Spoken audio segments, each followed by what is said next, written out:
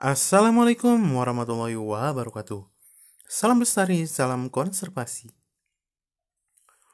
Pada video ini kita akan lanjutkan pembahasan mengenai parenkim, di mana hal-hal yang akan dibahas ini adalah berkaitan dengan jenis-jenis parenkim, baik itu berdasarkan bentuk maupun berdasarkan fungsi dari parenkim itu sendiri. Nah, untuk yang pertama kita akan bahas parenkim berdasarkan fungsinya. Di mana untuk jenis jaringan parenkim yang pertama ada parenkim asimilasi, kemudian disebut juga sebagai klorenkim.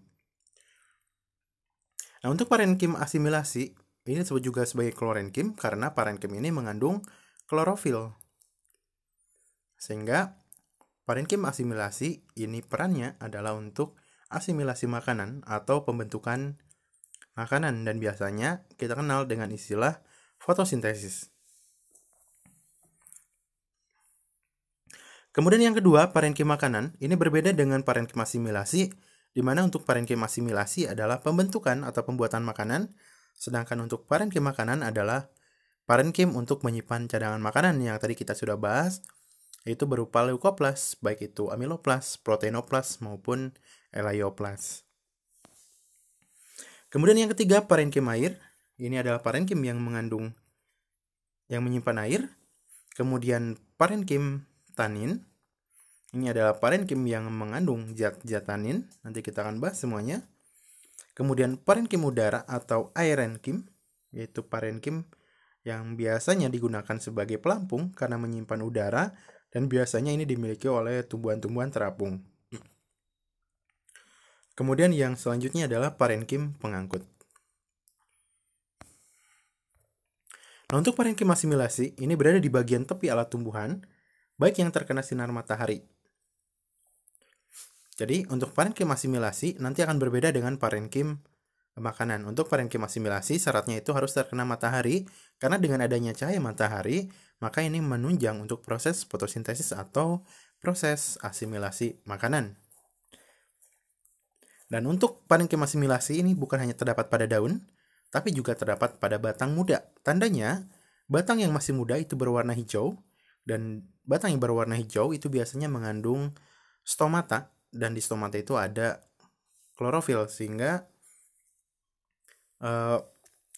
pada batang yang masih berwarna hijau atau batang muda itu juga terjadi proses asimilasi, jadi bukan hanya di daun saja.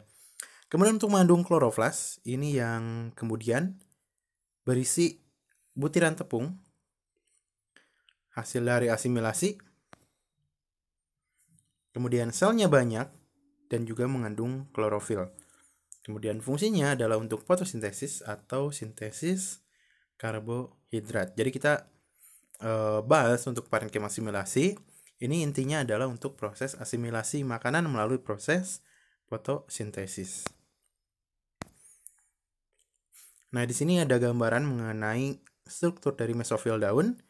Untuk tumbuhan dikotil itu sudah jelas nampak pada ini yang kiri. Ini ada jaringan palisad, kemudian bawahnya ada parenkim spons. Itu adalah tempat untuk fotosintesis pada daun.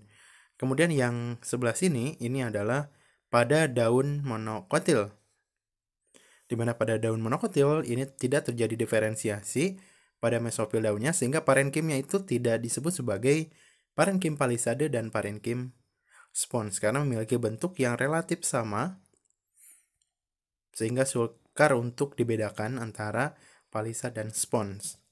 Tapi sama-sama ini merupakan parenkim yang terdapat pada mesofil daun. Nah, ini yang tadi dikotil, ada spons, kemudian ada palisade, sedangkan untuk monokotil itu tidak ada spons dan palisade karena untuk parenkimnya itu tidak berdiferensiasi. Kemudian yang selanjutnya parenkim makanan, cirinya adalah tidak memiliki warna, jadi karakternya sama seperti karakter pada leukoplas, tidak berwarna. Kemudian fungsinya sebagai tempat penyimpanan cadangan makanan. Kemudian biasanya terletak di bagian dalam yang tidak terkena cahaya matahari. Ini tujuannya agar tidak rusak. Kemudian posisi dari parenkim makanan itu bisa terdapat pada akar, kemudian pada umbi-umbian, batang, buah, maupun juga pada biji. Kemudian cadangan makanan yang tersimpan itu berupa butir tepung atau amilum, kemudian protein, lemak, dan juga bisa berupa minyak. Contoh ini adalah cairan sel yang mengandung zat yang larut dalam air, contohnya pada akar beta vulgaris atau beet. Ini dalamnya terdapat cairan sel yang mengandung amida-amida dan juga karbohidrat serta protein. Kemudian umbi kentang, ini cairan selnya mengandung karbohidrat, amida-amida dan juga protein.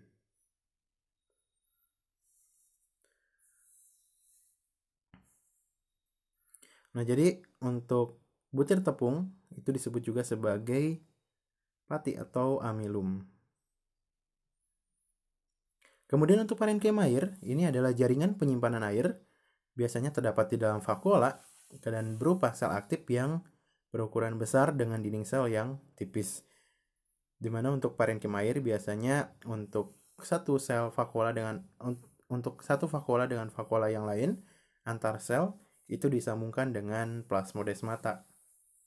Selnya mengandung sitoplasma, kemudian inti yang berisi air dan juga lendir.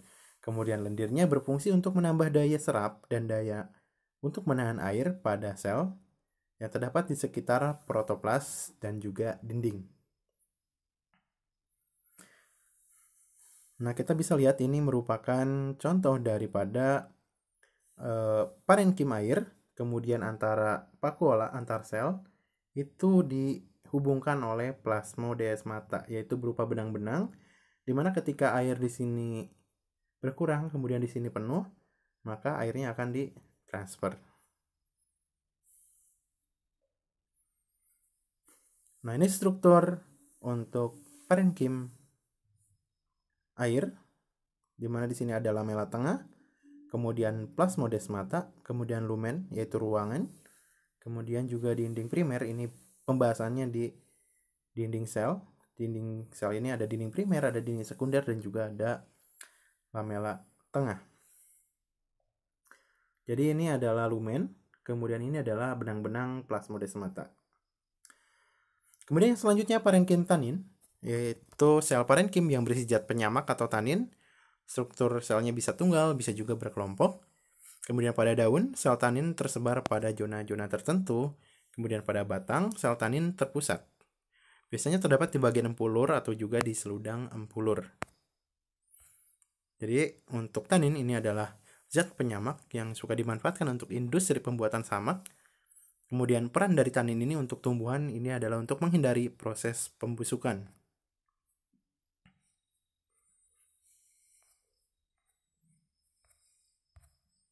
Kemudian yang selanjutnya parenkim udara. Ini punya ruang antar sel yang cukup besar dan juga berisi udara. Kemudian pada angiosperme yang hidrofit, kemudian ruang sel lebih besar dan juga saling berhubungan, kemudian berfungsi agar tumbuhan dapat terapung di permukaan air, kemudian dapat melangsungkan peredaran dan hubungan antar organ tumbuhan. Jadi biasanya parenkim udara ini terdapat pada tumbuhan-tumbuhan air, walaupun ada juga tumbuhan darat yang memiliki parenkim udara.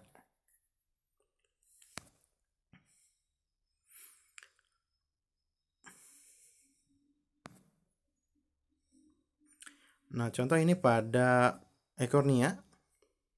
Ini adalah parenkim udara. Kemudian yang selanjutnya adalah parenkim pengangkut, di mana untuk selnya memanjang dengan letak menurut arah pengangkutan.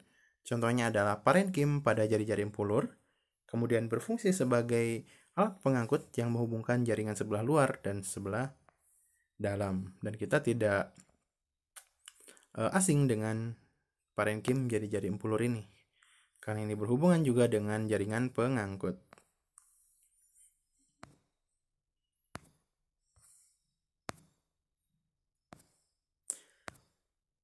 Nah, kemudian untuk selanjutnya kita akan bahas mengenai parenkim berdasarkan bentuk dan juga ruang antar sel, tapi kita akan bahas pada video selanjutnya atau pada video yang lain. Jadi untuk jenis-jenis parenkim berdasarkan fungsi kita akhiri. Kita cukupkan. Assalamualaikum warahmatullahi wabarakatuh. Salam lestari, salam konservasi.